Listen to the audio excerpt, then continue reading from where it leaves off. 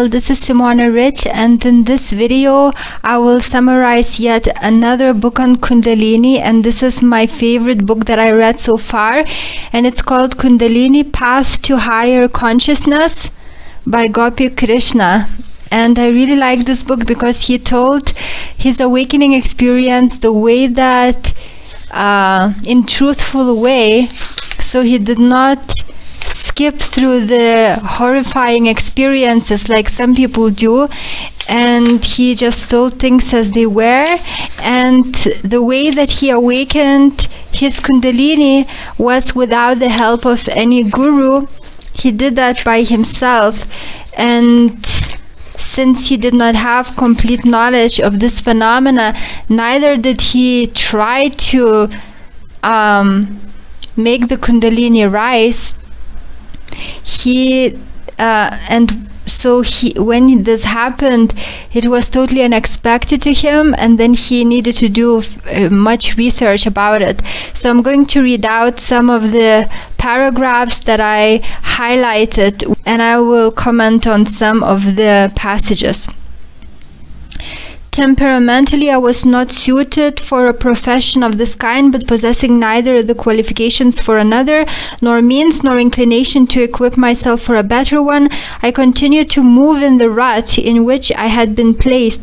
Although I worked hard and to the best of my ability, I was more interested in the study and practice of yoga than in my official career.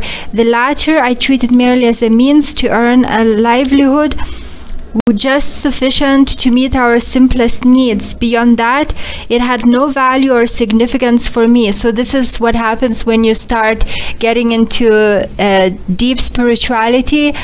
The things of the world lose interest, they lose value to you. And this happened to him as well. I had positive dislike for being drawn into controversies with crowds of disputing contestants on every side. I strove to keep myself unruffled and calm, indispensable to my yoga practices, and I also avoid being drawn into such arguments because I do not want to be disturbed, and people don't understand this, but when you're born again, when this happens to you, when Kundalini reaches the crown chakra, you're renewed and you're much more sensitive, and you know what damage arguments do to you. They literally damage your brain, and when you are born again, you feel the activity in your brain, and when there is some disturbance, you stop it right away. When there is some disturbance, like you're thinking negative thoughts because you know how damaging it is. And some people, they don't understand why I don't argue, but when you're born again, you will be the same. I had absolutely no knowledge of the technicalities of the science or the mode of operation of the great energy of Kundalini, as vast and as varied as humanity itself. I did not know that I had dug down to the very roots of my being, and that my whole life was at stake. Like the vast majority of men interested in yoga, I had no idea that a system designed to develop the latent possibilities and nobler qualities in man could be fraught with such danger. So, as again I told in the previous video, that New Age likes to emphasize the positive outcomes of the awakening, but it doesn't see anything about the horrors that some people have to go through. So this took him by total surprise. The keen desire to sit and meditate, which had always been present, disappeared suddenly and was replaced by a feeling of horror of the supernatural. So when he got anointed, when the Kundalini went into his crown chakra and it totally frightened him, he totally lost the desire to meditate, and the same happened to me, and he totally lost the desire to find out things that are non-physical. You know, he was no longer interested in the supernatural, and the same thing happened to me. I wanted nothing to do with things that I cannot see, and I just wanted to ground myself in as many ways as I could. I seem to have accidentally touched the lever of an unknown mechanism hidden in the extremely intricate and yet unexplored nervous structure in the body. For a few days, I thought I was suffering from hallucinations, hoping that my condition would become normal again after some time. And the same happened to me. You know, when you're born again, that you starts some kind of new mechanism in yourself, in your brain, but you're totally unfamiliar with it, and it works on its own, and it's scary when this is happening. And I told, when the visions in my head started transferring to this external reality, it was frightening, but it was just a natural happening, but I could not control it because it's some kind of new ability in the mind. And since most people don't talk about it, you don't read much about it, most people never experience this, so you have no idea what's happening to you, and this is very scary. But instead of disappearing as the days went by, the abnormality became more and more pronounced, assuming gradually the state of an obsession. And for me, it disappeared, but he got the awakening in a different way, because in this person, Kundalini rose through a different channel that it's supposed to rise, and that's why he experienced much more horrors. It grew in intensity as the luminous appearances became wilder and more fantastic, and the noises louder and more uncanny. And this happens to you, that you hear voices, and it's better not to tell that to anyone because they will think you're crazy, but this is just a natural thing that you're going through. The dreadful thought began to take hold of my mind that I was irretrievably heading towards a disaster from which I was powerless to save myself. To one uninitiated in the esoteric science of Kundalini, as I was at that time, all that transpired afterwards presented such an abnormal and unnatural appearance that I became extremely nervous about the outcome. I passed every minute of the time in a state of acute anxiety, at a loss to know why my system was functioning in such an entirely abnormal manner.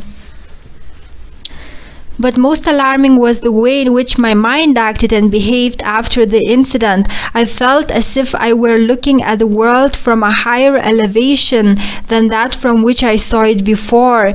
It's very difficult to express my mental condition accurately. It seemed as if my cognitive faculty had undergone a transformation and that I had mentally expanded. When you're born again, your consciousness field expands, and it's very difficult to understand. It's no longer that you have a tunnel vision, and people who are not born again, they don't know that they have a tunnel vision, but they do. But when you're born again, your vision expands. It's no longer a tunnel vision, but it becomes more and more, it increases more and more as the time goes on. What was more startling and terrifying was the fact that the point of consciousness in me was not as invariable, nor its conditions as stable as it had been before. It expanded and contracted, regulated in a mysterious way by the radiant current that was flowing up from the lowest plexus. This widening and narrowing were accompanied by a host of terrors for me, because he was not used to, he did not understand what was happening to him. My consciousness was in a state of unceasing flux as it rose and fell like a wave. It seemed as if the stream of vitality rising into my brain through the backbone was connected mysteriously with the region near the base of the spine and was playing strange tricks with my imagination. Was I losing my mind? Were these the first indications of mental disorder? This thought constantly drove me to desperation, and that's what I was thinking also, that I'm losing my mind, but it's just a process that you have to go through, but it's scary. And this person, Gopi Krishna, was able to actually see that silvery light that's circulating through his spine.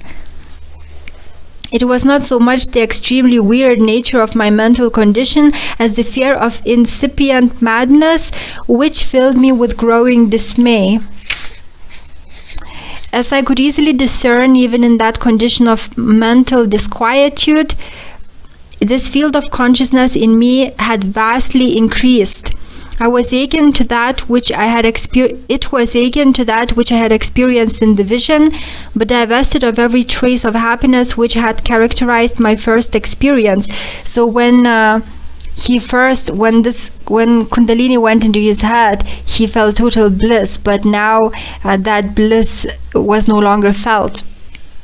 It seemed as if prolonged concentration had opened a yet partially developed center in the brain, which depended for its fuel on the stem of energy constantly rushing upward from the reproductive region. And that's why celibacy is important. It feeds the brain, and now he knew it because he actually saw that in the mental vision.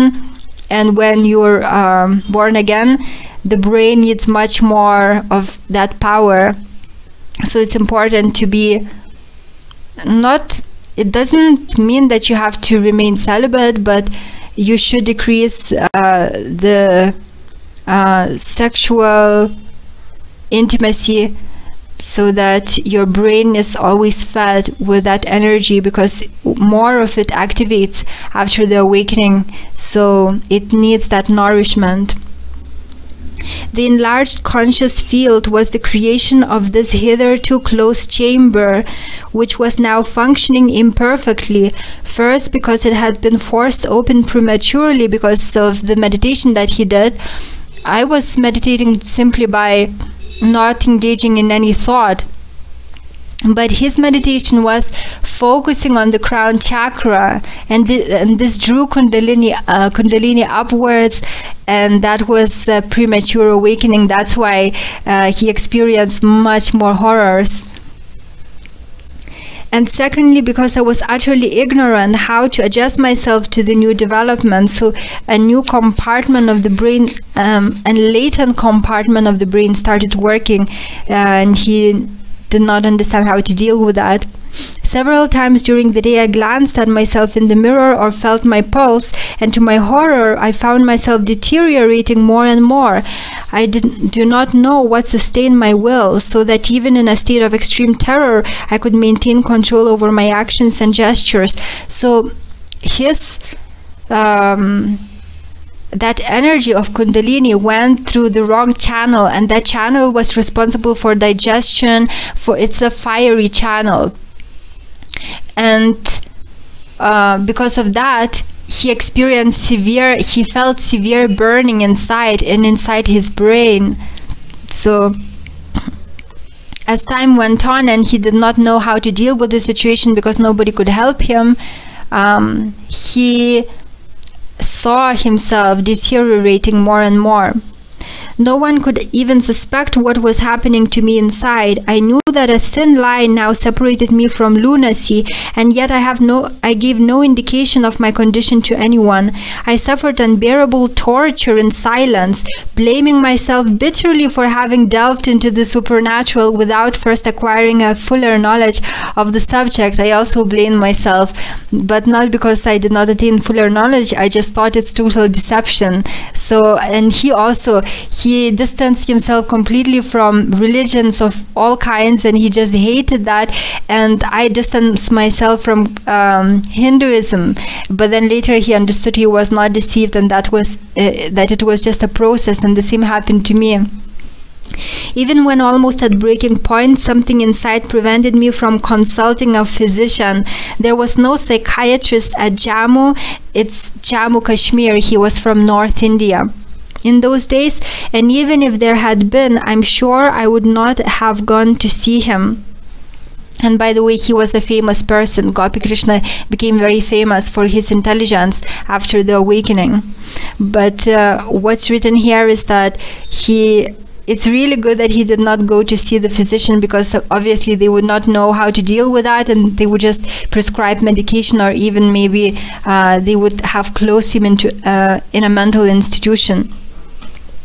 It was well that I did not do so, to consult a physician.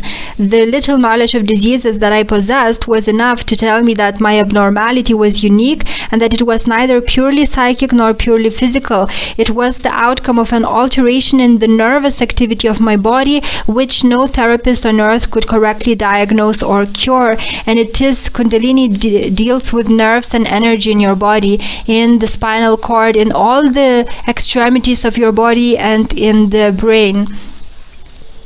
It basically removes impurities and frees the flow of energy. I did not know then, what I came to grasp later on, that an automatic mechanism forced by the practice of meditation had suddenly started to function to make my mind fit for the expression of a more heightened and extended consciousness. That's what Kundalini does. It cleanses your body, it prepares your body to for more consciousness, so that you become more conscious. But for you to become so, major changes need to happen in your body. To my great misfortune, I did not know this at the time. To the best of my knowledge, this mighty secret of nature is not known on earth even today. So there is knowledge of it, but it's shrouded in symbols of ancient writings, so it's very difficult to understand. It would be a fallacy to assume that I was the victim of a hallucination. Subsequent events absolutely ruled out that possibility. No, the crisis I was passing through was not a creation of my own imagination. It had a real psychological basis and was interwoven with the whole organic structure of my body.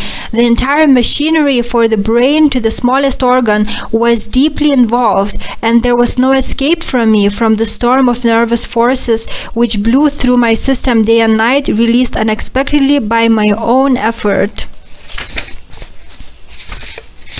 My brother-in-law could not grasp the significance of what I related to him, but said that his guru had once remarked that if by mistake Kundalini, so basically he asked help for many people, and then he asked whether his brother, who did engage in yoga and meditation before, had any advice to him, and he said that he remembered that his guru told that if by mistake Kundalini were aroused through any other Nadi, which is nerve or channel, except Sushumna, which is the middle channel in the spine, there was every danger of serious psychic and psychical disturbances ending in permanent disability, insanity, or death. That's how dangerous it is. That a New Age does not tell that to those who engage in this practice. This was particularly the case, the teacher had said, if the awakening occurred through the Pingala on the right side of the spine, the fiery channel. If Kundalini arose through the fiery channel, that's the worst thing that could happen in the awakening, and that's exactly what Gopi Krishna had to go through.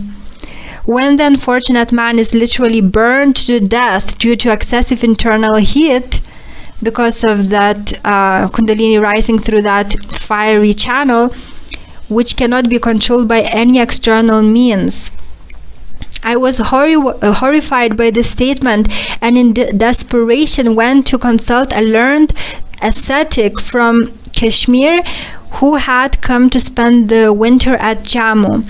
He heard me with patience and said that the experience I had undergone could not at all be due to the awakening of the serpent power, as that was always blissful and could not be associated with any agency liable to cause disease or disturbance. What an ignorant person! And these people, they wear orange robes, they pretend to be very spiritual, and they are totally ignorant. They are not born again, they're still fallen, they have no idea about Kundalini phenomena, and then they scare those people who are going through the birth, this new birth, with their ignorance. He made another gruesome suggestion to the effect that my malady was probably due to the venom of malignant spirits that beset the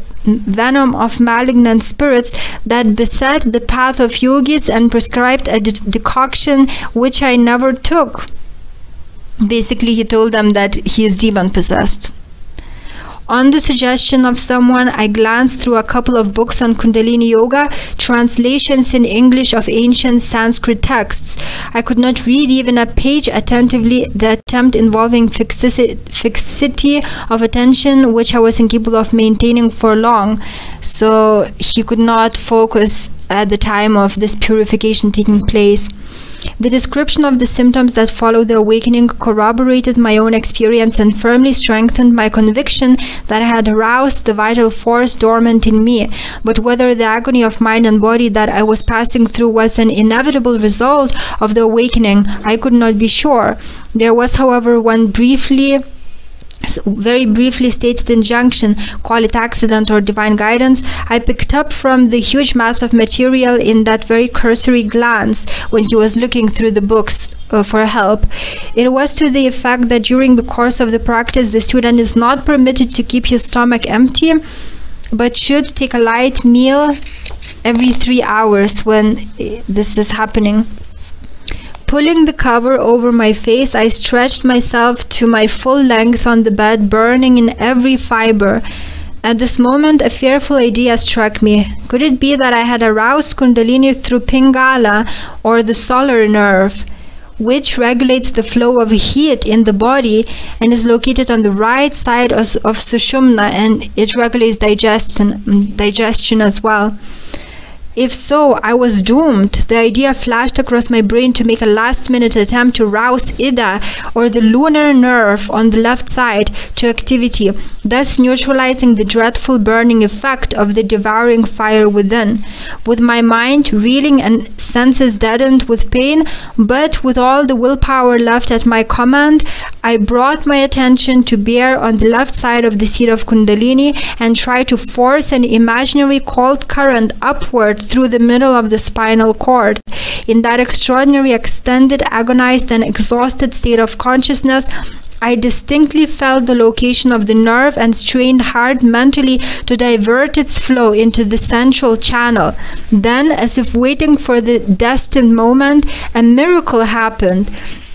There was a sound like a nerve thread snapping, and instantaneously a silver streak passed zigzag through the spinal cord, exactly like the sinuous movement of a white serpent in rapid flight, pouring an effulgent, cascading shower of brilliant vital energy into my brain, filling my head with a blissful luster in place of the flame that had been tormenting me for the last 3 hours. Completely surprised at the sudden transformation of the fiery current darting across the entire network of my nerves only a moment before, and overjoyed at the cessation of pain, I remained absolutely quiet and motionless for some time, tasting the bliss of relief. I soon fell asleep, bathed in light, and for the first time after weeks of anguish, felt the sweet embrace of restful sleep. As if rudely shaken out of my slumber, I awoke after about an hour. The stream of luster was still pouring in my head. My brain was clear, heart and pulse had stopped racing, the burning sensations and the fear had almost vanished, but my throat was still dry, my mouth parched, and I found myself in a state of extreme exhaustion, as if every ounce of energy had been drained out of me. So he found the way to change his situation, because if he would not have found that way, he would have died. But he realized, thanks to his brother's advice, that probably he arose the Kundalini energy through the wrong fiery channel, and so he activated by breathing the left channel of the spine, which is, he probably did that by stopping the blocking the right nostril and breathing through the left nostril, and then he said that he imagined also that current getting into the spinal column and rising up. And this totally reversed his condition, not completely reversed, but bettered in a great degree his situation. Exactly at that moment, another idea occurred to me that I should eat something immediately. I motioned, and before that he could not even eat anything.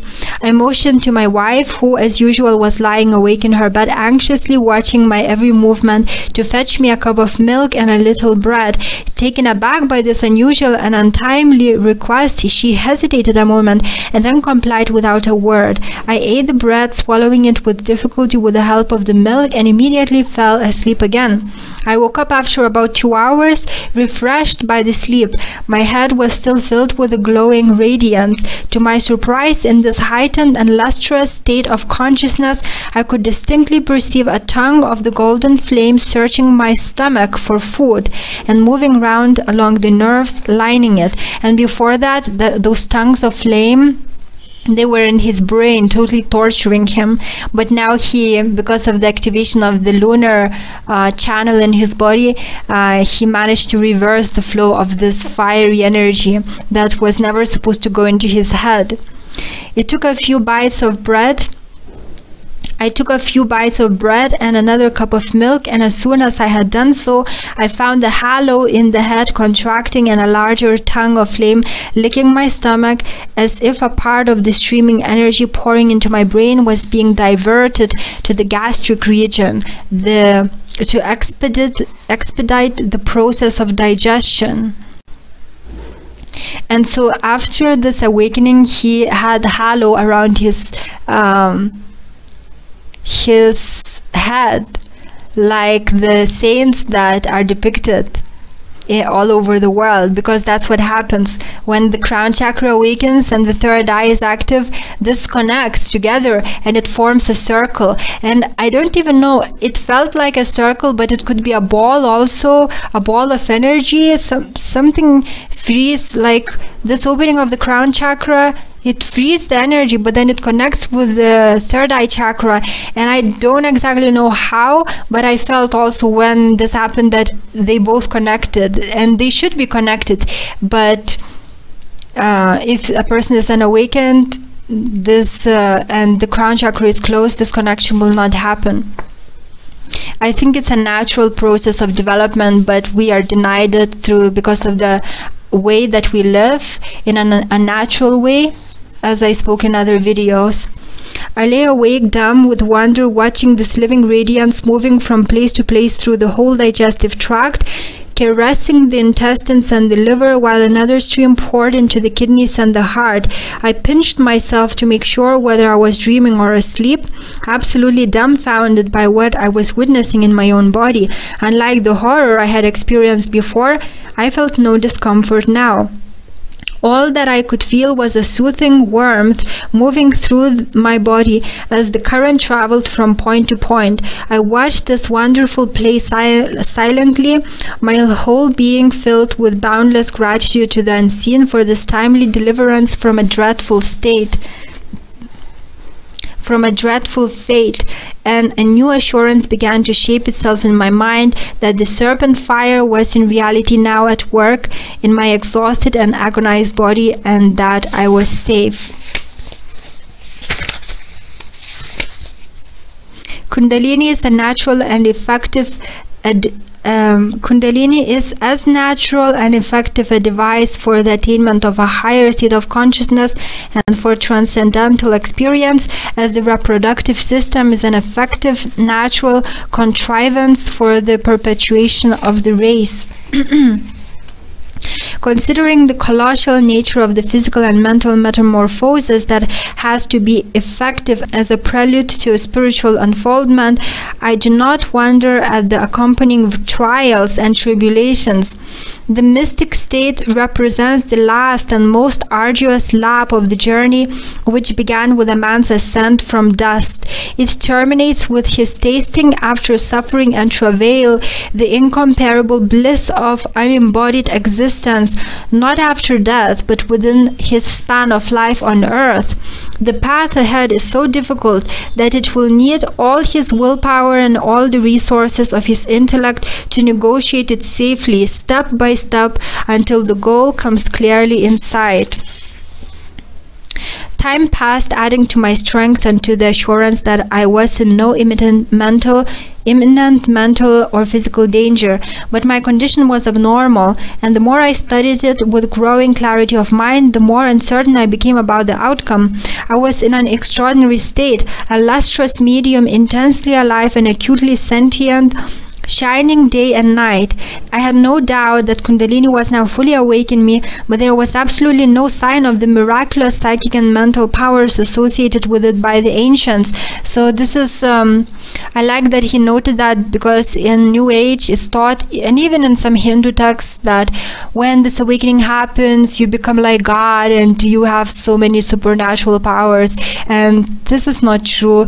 It might happen as you might get a few unusual abilities, Maybe later sometimes they develop, but by no means this is the general rule. Usually, I believe that usually when people experience this awakening, and from reading of the testimonies of people, they don't get any kind of supernatural power. So this is a misconception. I could not detect any change in me for the better. Any sustained effort at concentration invariably resulted in intensifying the abnormal condition, and so he did not notice anything about him at that time, because purification and change was taking place. So he was in the process of being reborn, so the job was not completely done. That's why he did not notice any difference, but later he did. The halo in my head increased enormously in size after every spell of prolonged concentration, creating a further heightening of my consciousness with a corresponding increase in the occasional sense of fear, which otherwise was present in a very mild form. Because of the things that was happening to him, it was fearful. It was scary, a little scary still for him.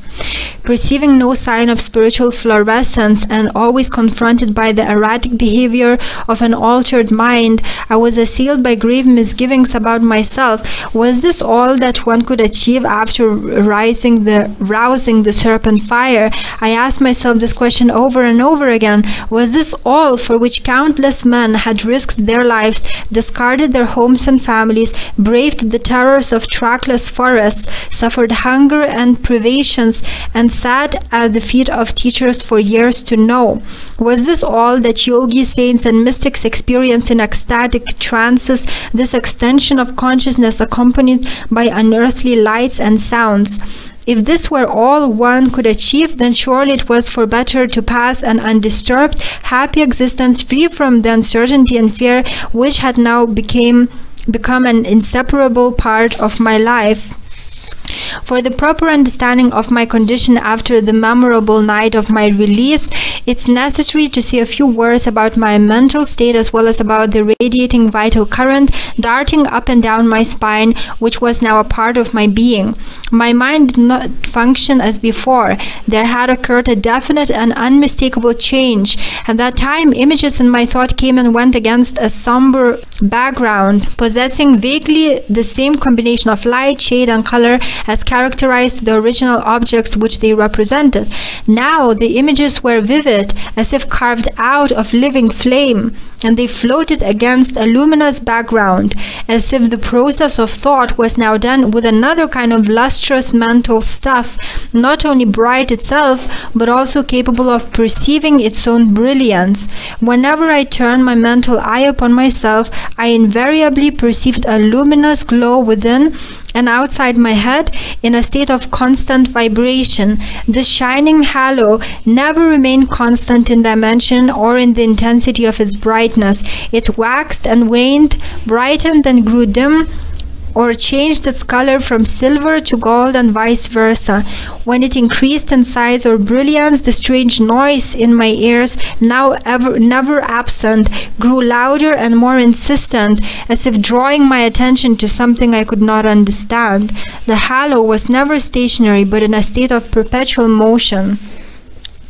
It appeared on such occasions that the stream of radiant energy rising into the brain was sending offshoots into the other vital organs to regulate and improve their functions in harmony with the new development in my head.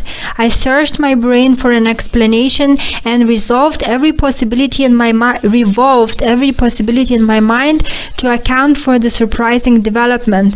At times I was amazed at the uncanny knowledge it displayed of the complicated nervous mechanism. That energy knows exactly how to purify you. It knows, because it is part of you. It's the Hindus believe that this energy created everything, so it's the master, and they actually call it master architect. And it's a female. They think it to be a female, not like some people would straight away think it's a woman. No, but it's a feminine aspect of nature. The masterly way in which it darted here and there, as if aware of every twist and turn in the body, most probably it was because of its almost unlimited dominance over the whole vital mechanism that the ancient writers named Kundalini as the queen of the nervous system, controlling all the thousands of Nadis, nerves, in the body. For the same reason, they have designated her as Adhar Shakti, on which depends the existence of the body and the universe, the microcosm and the macrocosm. But I could detect no change in my mental capacity. I thought the same thoughts, and both inside and out was the same mediocre type of man like millions of others. There was no doubt an extraordinary change in my nervous equipment, and a new type of force was now racing through my system. Immediately after the crisis, however, I noticed a marked change in my digestive and eliminatory functions, a change so remarkable that it could not be assigned to accident or to any other factor save the serpent fire and its effect on the organism. It appeared as if I were undergoing a process of purgation, and that's what it is. It's the process of cleansing, of internal purification of the organs and nerves. And if you have some kind of illness when this happens, then you may experience even pain in that area where it's basically the energy attempts to restore that organ, and it might be exhausting. So the worse your physical condition is, the more pain you're likely to experience, and the longer the purification process will last. Of internal purification of the organs and nerves, and that my digestive apparatus was being toned to a higher pitch of efficiency to ensure a cleaner and healthier state of the nerves and other tissues, so that you're more sensitive, more aware. I encountered no constipation or indigestion, provided I refrained from overloading the stomach and followed strictly the regimen of eating which experience was forcing on me. You will notice that when you're born again, your system becomes much more sensitive, and you can no longer abuse it in the way that you abused your gross body before, because you will experience trouble if you do this. My most important and essential duty now was to feed the sacred flame, the flame of digestion, with healthy food at proper intervals, with due regard to the fact that the diet was nourishing, containing all the ingredients and vitamins needed for the maintenance of a robust and healthy body.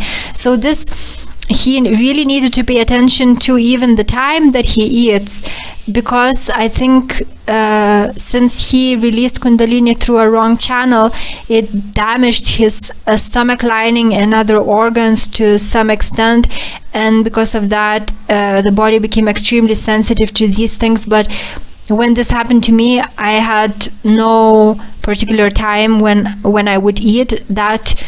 My diet was totally unaffected. I did not feel the need to change anything about the way that I ate. I was now a spectator of a weird drama enacted in my own body, in which an immensely active and powerful vital force, released all of a sudden by the power of meditation, was incessantly at work.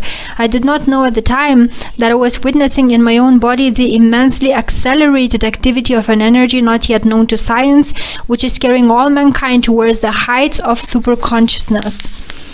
I little knew that the chaste sacrificial fire, to which so much sanctity and importance has been attached by all the ancient scriptures of India, fed after being lighted with the oblation of clarified butter, dry fruits, and the choicest kinds, sugary substances and cereals, all nourishing and purifying articles of food, is but a symbolic representation of the transforming fire lit in the body by Kundalini, requiring when lit the offering of easy digestible and nutritive food and complete chastity of thought and deed to enable it to perform its godly task, which normally takes epochs within the span of man's life.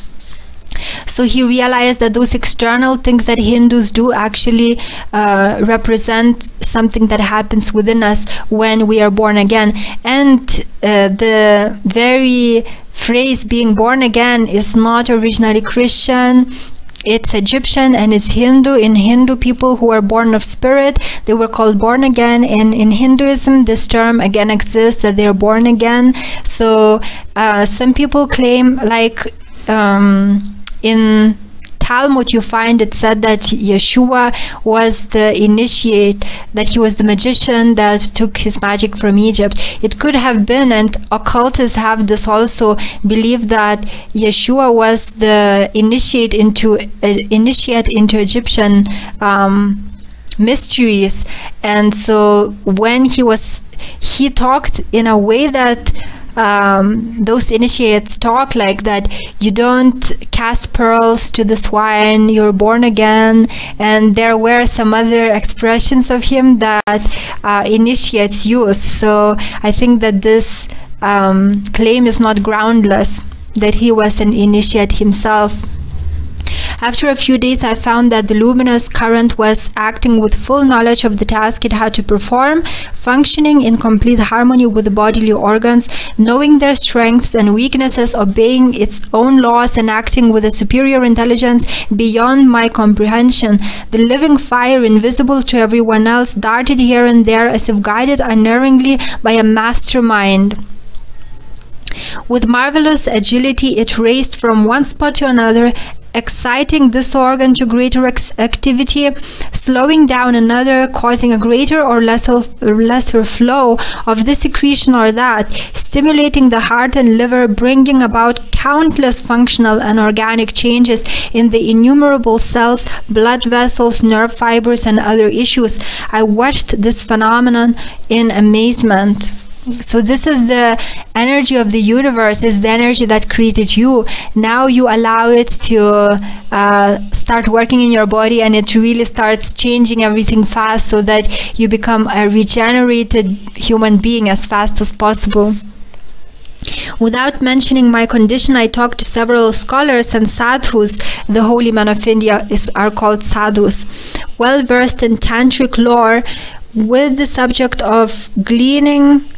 object of gleaning some useful hints for myself, but found to my sorrow that beyond a parrot-like repetition of information gathered from books, they could not give me any advice or authoritative guidance based on experience.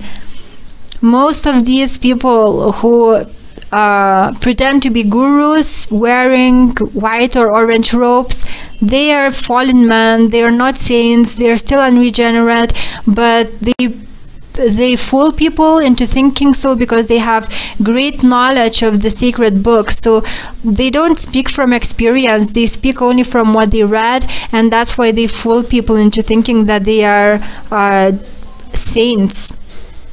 On the other hand, not infrequently, they admitted frankly that it was not easy to grasp the meaning of the texts dealing with Kundalini Yoga, and that they themselves had encountered difficulties at many a place. So he could not get help from other people with his condition. Then there were the ordinary sadhus gathered in colonies or living alone or roaming about from place to place. I had seen and talked to many of them since my boyhood, and the impressions I had gathered provided for hope that there would be even one among them capable of advising me correctly about my condition.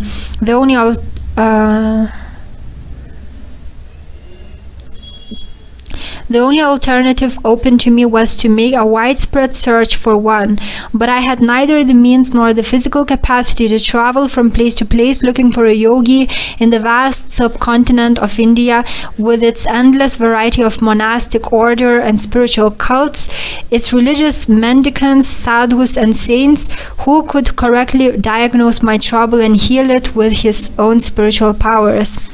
I consulted other holy men and sought for guidance from many reputed quarters without coming across a single individual who could boldly assert that he actually possessed intimate personal knowledge of the condition and could confidently answer my questions. Those who talked with dignified reserve, looking very wise and deep, ultimately turned out to be as wanting in accurate information about the mysterious power as those of a more unassuming nature. And thus in the great country which had given birth to the lofty science of Kundalini thousands of years ago, and whose very soil is permeated with its fragrance, and whose rich religious lore is full of reference to it, I found no one able to help me. The only thing I was sure of was that a new kind of activity had developed in my nervous system, but I could not determine which particular nerve or nerves were involved. I could clearly mark the location of the extremity of the spinal cord and around the lower orifice. There undeniably was the abode of Kundalini, as described by yogis, the place where she lies asleep in the normal man, coiled 3.5 times round the lowest triangular end of the spine, awakened to activity with proper exercises, of which concentration is the main adjunct. I had been under the guidance of a master. Had I been under the guidance of a master, my doubts might have been resolved earlier, but having neither the practical experience of a teacher to draw upon, nor enough theoretical knowledge of the subject to enable me to form a conclusive opinion independently, I remained vacillating in my ideas about the condition. The descriptions of chakras and lotuses, of supernatural signs and omens, of the miraculous powers attainable, the genesis of the system and the origin of the various methods are so overdone and full of exaggeration that to the uninitiated the whole embodiment in the ancient literature appears preposterous, if not incredible. He's talking in reference to the books, the holy books available about the subject. From such material, it's extremely difficult for the modern seeker to gain knowledge of the subject divested of supernatural and mythological lore, or to find clarification for doubts and difficulties. Judged from the fantastic accounts contained in the writings, not only in the original ancient treatises, but also in some of the modern books, Kundalini for an intelligent can be no more than a myth. In India, no other topic has such mass of literature as yoga and the supernatural, and yet no penetrating light is thrown on Kundalini, nor has any expert provided more information than is furnished in ancient works. The result is that except for perhaps a few almost inaccessible masters, there is no one in India, the home of the science, to whom one can look for authoritative knowledge. Prana, manifesting itself as vital energy, is the cause of all organic phenomena. So this energy, the energy of Kundalini, is the vital energy of everything, controlling the organisms by means of the nervous system and the brain. Prana, in modern terminology, vital energy, assumes different aspects to discharge different functions in the body. It circulates in the system in two separate streams, one with fervid and the other with frigid effect, clearly perceptible to yogis in the awakened condition. From my own experience, I can also unhesitatingly affirm that there are two main types of vital currents in the body, which have a cooling or heating effect on the system. It indeed is true that there are two vital currents, lunar and solar currents in the body.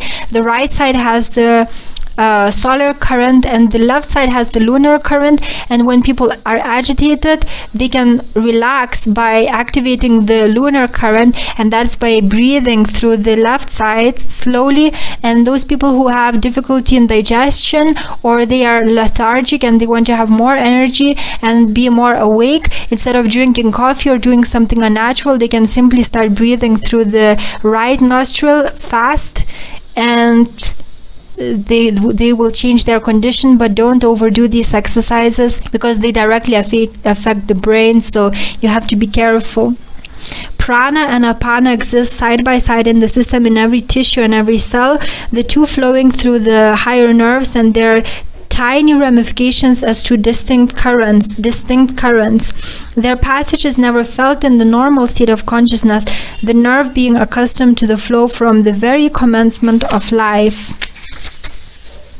With the restoration of my faculties and the growing clarity of mind, I began to speculate about my condition. I read all that came my way pertaining to Kundalini and yoga, but did not come across any account of similar phenomenon. The darting worm and cold currents, the effulgence in the head, the unearthly sounds in the ears, and the gripping fear were all mentioned. There was no sign in me of clairvoyance or of ecstasy or of communication with the disembodied spirits or any other extraordinary psychic gift, all considered to be the distinctive characteristics of an awakened Kundalini. So it's not true. These accounts, they're just maybe some people experience this, but some people do not experience these kinds of phenomena. Often in the silence and darkness of my room at night, I found myself looking with dread at horribly disfigured faces and distorted forms.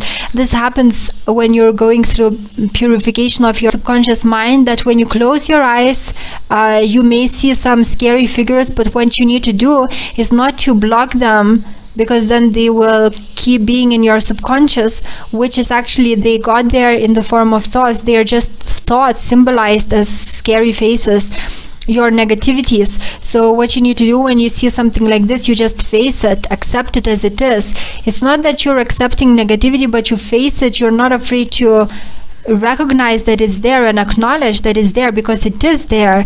And New Age tells to block and ignore all the negativity, but that's not how negativity goes away. It actually increases. But what you need to do when faced with such subconscious content is to accept that it's there, and when you accept it and you're not afraid to face it, it dissolves into energy that then the body can use for repairing your immune system or repairing anything else that needs to be repaired in your body.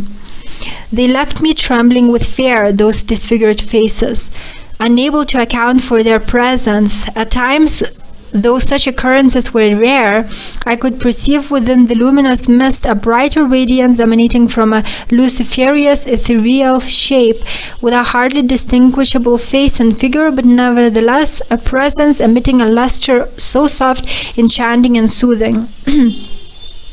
So he saw both scary visions and comforting visions.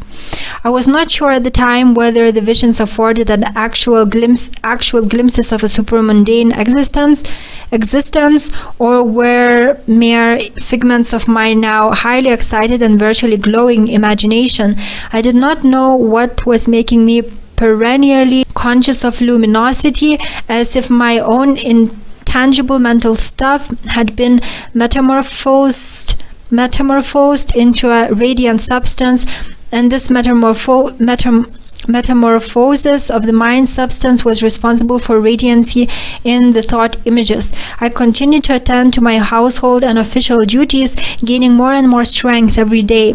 After a few more weeks, I was able to work attentively for hours with my now transformed mental equipment without feeling any distressing symptoms. Gradually, as my power of endurance developed and moments of fear grew rarer, I became more reconciled to my apparent abnormality and was not now as acutely conscious of the movements of the newly generated vital current in my spinal cord and other nerve tracts as I had been earlier. In the course of time, the passage of the current through the scattered nervous threads became less perceptible, and often I did not notice it at all. The 6 months of that summer spent in Kashmir passed without any remarkable event or noteworthy change in me. The stir caused by my strange indisposition died down gradually among the people that knew him. Most persons who had any knowledge of it attributed my sudden breakdown to mental causes, but a whisper had gone around in some quarters that my strange distemper was the outcome of yoga practices intimately connected with Kundalini. As a result, the curious came to see me on one pretext or another, trying to elicit further information. For many of them, the mere awakening of the serpent power meant a precipitate plunge into the supernatural. They were not blameworthy. Most men seem to have the notion that it's but a step from human to cosmic consciousness, a step as easily and safely taken as crossing the threshold leading from a smaller into a larger room. So this shows that most people are largely ignorant of what this born-again experience is, and they compare it with something that you become godlike. This fallacious idea is often bolstered by incompetent guides trading on the credulity of mankind, who claim knowledge of yoga and ability to bring about positive results in their disciples, themselves utterly unaware of the fact that yoga as a progressive science has been dead for the last hundreds of years. In olden days, the serious and difficult nature of the task was fully recognized, and the aspirants who set about it took full care to divest themselves of all worldly responsibilities. They developed a stoical attitude of mind, prepared to meet all eventualities without flinching or yielding under stress. To the inquiries directed to gathering more information about my experience for frivolous reasons, I usually turned a deaf ear, maintaining a reserve which has continued to this day. Failing to gain satisfaction for their curiosity and finding no remarkable change in me, the story of my spiritual adventure was treated as a myth, and to some I even became an object of ridicule for having mistaken a physical ailment for divine dispensation. So those people, those gurus who are fake, who are magicians, black magicians, and they are unregenerate men, they are using demon power. People turn to them as to saints. People think them to be saints because they use demon power, and they wear large robes, flowing robes, and so people straight away assume that they are saints, but they are actually just fooling them. But those who are really born again, but they don't show off, and they don't pretend to have supernatural powers, and they don't use demonic power, and they don't dress like gurus, they are just normal, they're newborn, but you don't see, usually you don't perceive the change you don't see like external glow, and unless you have a developed spiritual side. Those people who are genuinely born again, people don't perceive this to be the case because they don't display that externally. I felt no inclination to read in the evening, as had been my habit in the past, or to do any mental work. This happened to me also when this awakening process happened. After the crown chakra opening, I wanted nothing to do with reading or writing. I just wanted to totally ground myself, to see what is in this reality, to do something physical, but nothing to do with mental exercises. And I think that's because already the brain had undergone such a great change that it needs time to adjust, and it needs just relaxation. You should not burden your brain in any way. And after a year, more than a year of this happening, this hunger for reading books really came back, and I bought so many books and I love reading them. So it shows to me that now I'm ready to take in more information, but before that I wanted nothing to do with writing or reading.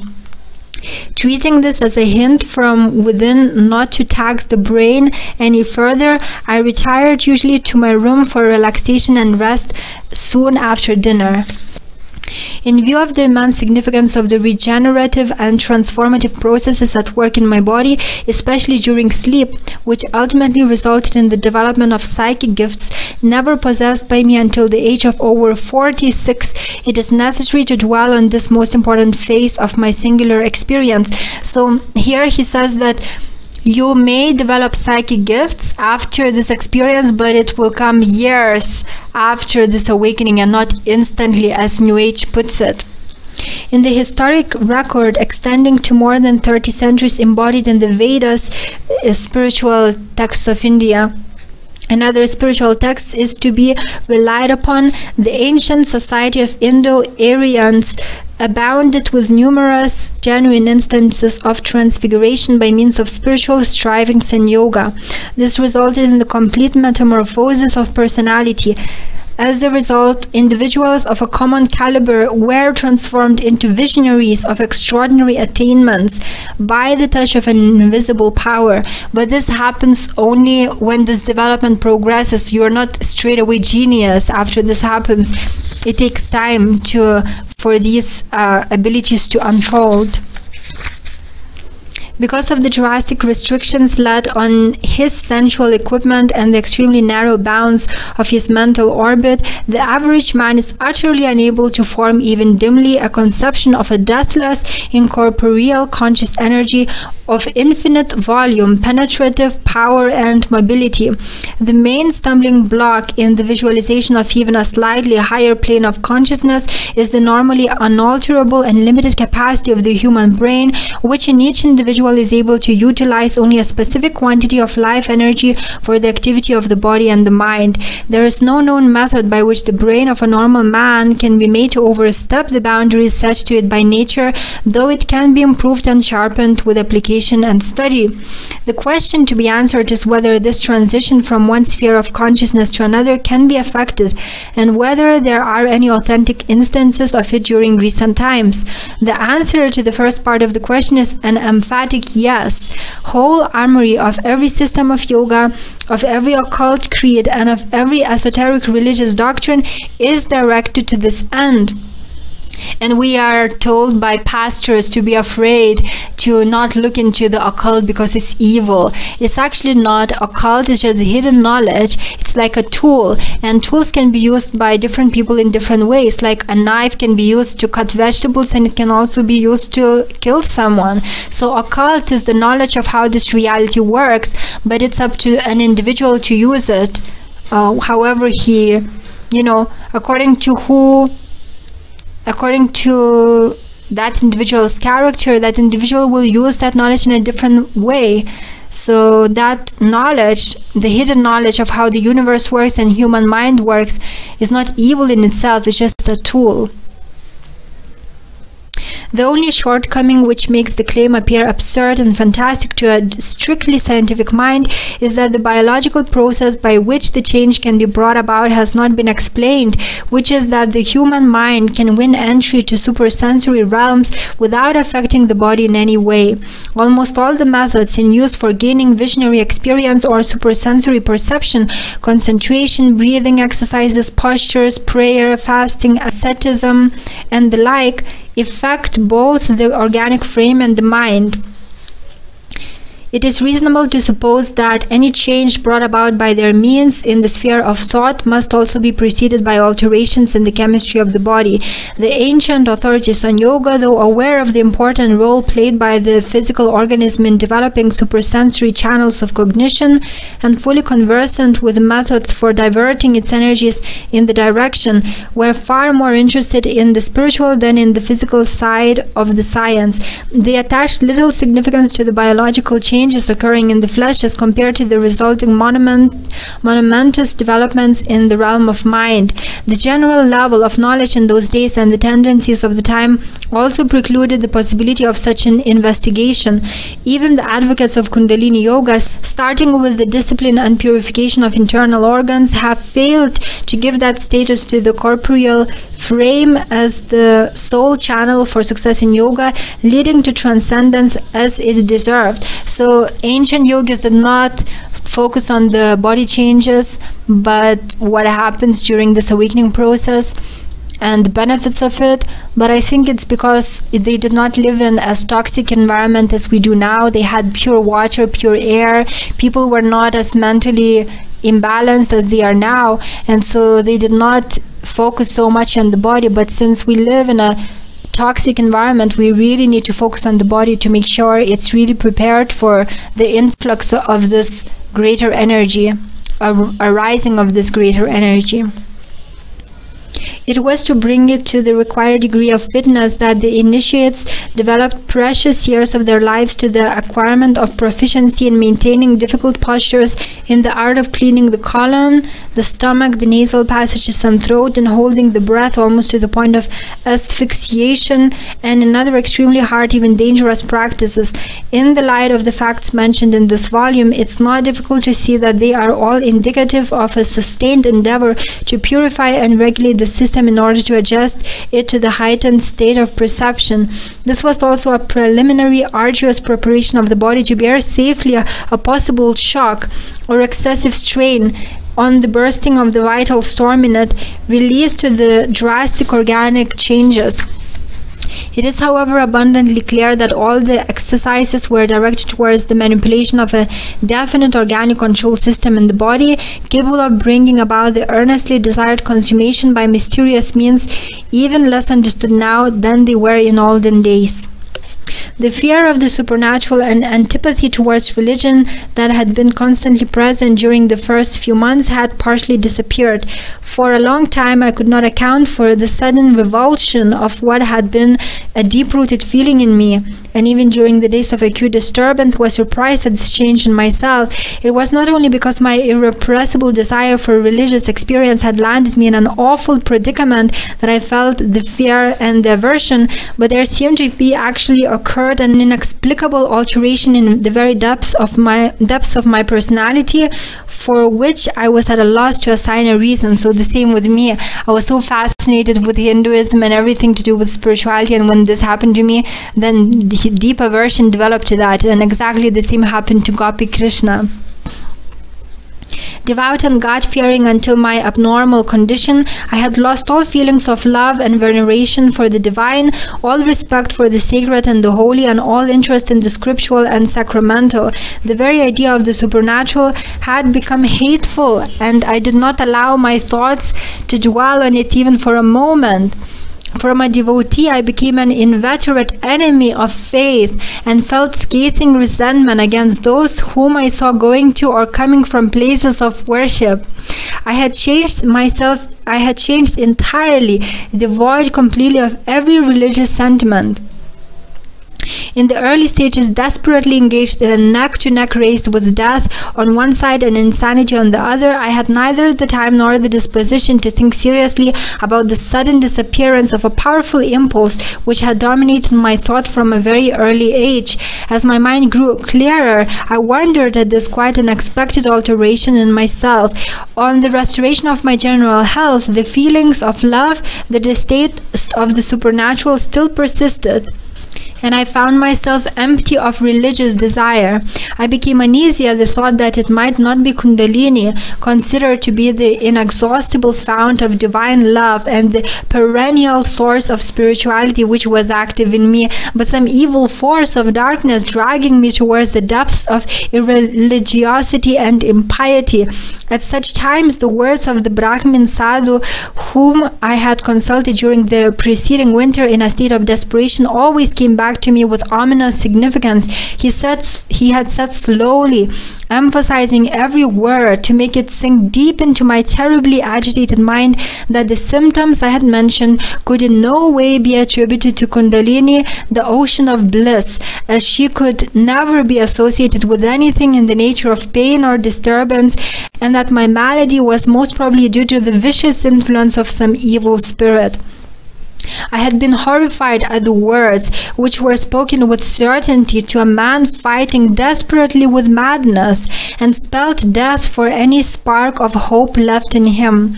With sanity restored but still strangely altered by a strongly marked characteristic, the idea recurred with overwhelming force to harass me when I failed to find a satisfactory explanation for the change. Shortly before coming to Jammu, I had begun to feel vaguely the dim stirrings of the apparently dead impulse.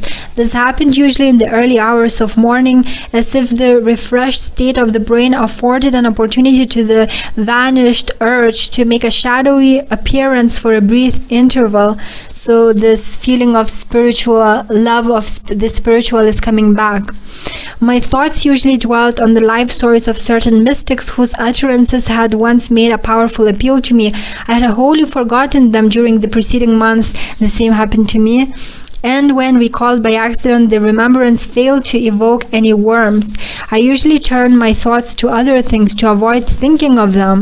Now their memory returned as of old for a moment, the sweetness tinctured with a certain bitterness. They had said nothing clearly of the dread ordeal which they too must have gone through in one form or another, nothing about the dangers and pitfalls of the path which they too must have traveled. So it's unfortunate that most people, they like to remember the blissful moments that happen after the awakening, maybe even years after the awakening, but they fail to tell about the dangers and the trials that they had gone through, thus giving an incomplete picture of the Kundalini awakening process. After a few years after my arrival in Jammu, I noticed that my religious ideas, sentiments, and memories were reviving rapidly. Exactly the same happened to me. I felt again the same deep urge for religious experience, I would say spiritual experience, and the same all-absorbing interest in the supernatural and the mystical.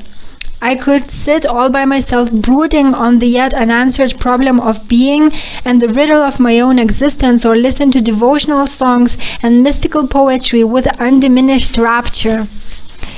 It was only now that I really began to recognize myself, the being who about a year before had sat cross-legged in meditation, bent on invoking the supersensible, little knowing in his ignorance that the average human frame of today, emasculated by a faulty civilization and enervated by uncontrolled ambitions and desires, is not strong enough to bear the splendor of the mighty vision without long preparatory training, austerity, and discipline. Slowly it began to dawn upon me that the torture I suffered in the beginning was caused by the unexpected release of the powerful vital energy through a wrong nerve, Pingala, and that the hot blast coursing through my nerve and brain cells would have undoubtedly led to death but for the miraculous intervention at the last minute. Later on, my suffering was probably due firstly to the damage already sustained by my nervous system due to the Kundalini rising through the wrong channel. Secondly, to the fact that I was entirely uninitiated into the mystery, and thirdly and mainly to the circumstance that my body, though above the average in muscular strength, was not sufficiently developed internally to withstand with impunity the sudden onrush of a much more dynamic and potent life energy than that to which the average human body is normally accustomed. I had experienced enough to realize that this powerful vital force, once let loose, even by accident, cannot be restrained from carrying one onward and upwards towards a higher and more penetrating consciousness for which it is the one and the only instrument. So this means that once you awaken Kundalini will try to finish this process. You cannot stop it. You can pause it. It won't force you through it, like I paused it for more than a year. But as soon as you allow Kundalini to start again purifying you and transforming you, straight away it starts work, and it started in me. So once this force is awakened, it will strive to accomplish what it started. The state of exalted and extended consciousness permeated with an inexpressible supramundane happiness which I experienced on the first appearance of the serpent fire in me. It was an internal phenomenon subjective in nature, indicating an expansion of the field of awareness or the cognitive self, formless, invisible, and infinitely subtle, impossible to delineate or depict. So here he describes expanded consciousness, and what happens after some time of awakening, that you start feeling this blissful feeling that never leaves you. It's always in the background, and I believe that that's what Yeshua told is the kingdom of heaven within. You may be disturbed by something that happens outside of you, but you then realize that you can always come back, center yourself, and experience that bliss, and it's always there, and it's heavenly. It's pure goodness, it's pure joy and love and bliss. And so You always have that, and that kingdom of heaven within you, discover it after being born again, born of spirit, and it never leaves you. Yes, you may get distracted from it if something happens to you, but you can always come back to it. Speaking more precisely, there was ego consciousness as well as a vastly extended field of awareness existing side by side, both distinct yet one. At the time of my coming to Jammu, I had gained my equilibrium of mind, and soon after was restored fully to myself with all my individual traits and peculiarities. But the unmistakable alteration in my cognitive faculty, which I had noticed for some time and of which I was constantly reminded when contemplating an external object or an internal mental image, underwent no modification except that with the passage of time the luminous circle in my head grew larger and larger by imperceptible degrees, with a corresponding increase in the area of consciousness.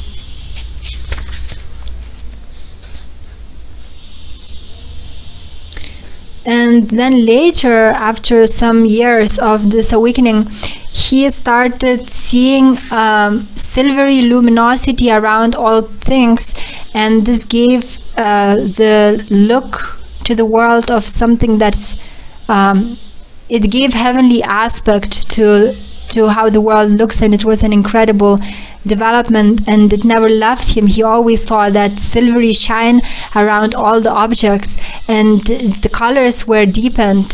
He looked at things in a way that is much clearer, and so he could, for example, look at the sky for hours and he would perceive it to be majestic and so beautiful.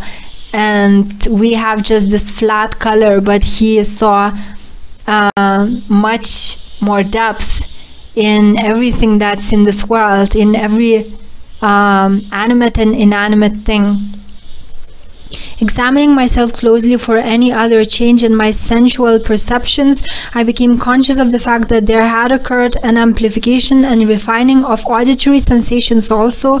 This happened to me also, as a result of which the sounds I now heard possessed an exotic quality and distinctiveness. The alteration was not, however, so marked and striking as the change in visual impression until a few years later. So this will, different individuals after being born again will experience different things. So for him it was about vision, for some it's about hearing, for some it's about feeling. Those senses are enhanced. The olfactory, gustatory and tactile centers as well exhibited a peculiar sensitivity and acuteness clearly perceptible, but in point of magnitude nothing compared to what had happened with my sight. The phenomenon was observable during darkness too. At night lamps glowed with a new brilliance, while illuminated objects glistened with a peculiar luster not wholly borrowed from the lamps.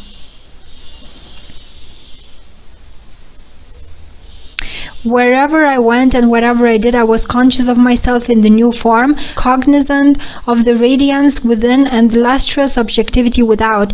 I was changing. The old self was yielding place to a new personality, and endowed with a brighter, more refined and artistic perceptive equipment, developed from the original one by a strange process of cellular and organic transformation. I think I've already spent a long time describing this, quoting from this book, and still I have more highlighted things, but I think the video is getting really long, so I'm going to stop here. What happened after these quoted things is that he later on was okay with all the changes, and more spiritual gifts were given to him later in his life, and he never became a guru because he did not want to fool people into them thinking that he has some kind of supernatural powers to heal them. Everyone should change their lives themselves to heal, and people would flock to him for a magical cure for their problems, but people should deal with problems themselves, change themselves in the way that he did. But people do not want to know this. They want some external person to help them with their problems. So he never became a guru, but it's not written in this book, but he became later really famous for just his intelligence, which was a development after being born again. So I highly recommend this book if you're interested in Kundalini phenomena, especially if you're going through it. This book will really help you. He's telling everything in a very honest way, and he discloses many personal things. So I quoted just very little of information that you can find. It's really I think it's one of the greatest resources to understand Kundalini, because it's personal. It's not based on just opinions or theories, but this person really went through it. So if you are interested in this phenomena, if you're going through it, then I encourage you to get it. And the book again is called Kundalini Path to Higher Consciousness by Gopi Krishna. So I hope that you enjoyed this video. Thank you for watching, and God bless you.